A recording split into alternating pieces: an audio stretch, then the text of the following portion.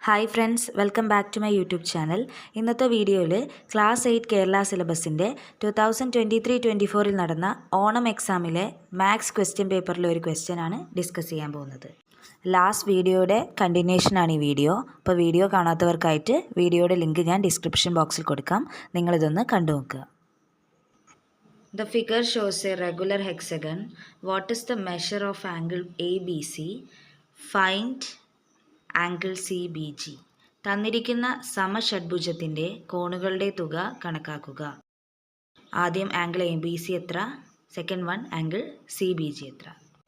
ഇതൊരു regular hexagon ആണ്. Regular hexagon അല്ലെങ്കിൽ സമഷഡ്ഭുജത്തിൻ്റെ എല്ലാ സൈഡിൻ്റെ ലെങ്ത്തും ആംഗിളിൻ്റെ ലെങ്ത്തും സെയിം ആയിരിക്കും. ബഹുഭുജത്തിൻ്റെ കോണുകളുടെ തുക, സം ഓഫ് ആംഗിൾസ് കണ്ടുപിടിക്കാനുള്ള ഫോർമുല നമുക്കറിയാം. Sum of angles equal to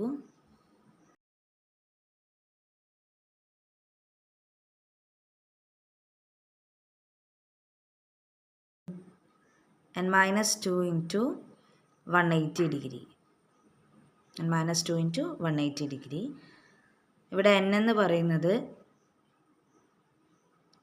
6 ആണ്. അപ്പോൾ 6 - 2 ഇൻറ്റു 180 ഡിഗ്രി. 6 - 2 എത്രയാണ്? 4 ആണ്. 4 ഇൻറ്റു 180 ഡിഗ്രി എന്ന് ആൻസർ വരും. 4 ഇൻറ്റു 180 ഡിഗ്രി എത്രയാണ്?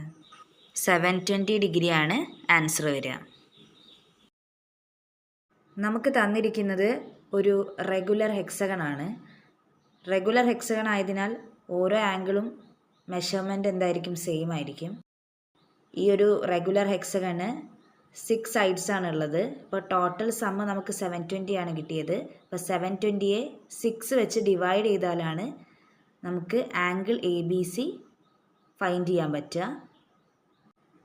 അപ്പോൾ 720 divided by 6 is equal to 120 degree ആയിരിക്കും ആംഗിൾ എ ബി സി കിട്ടുക.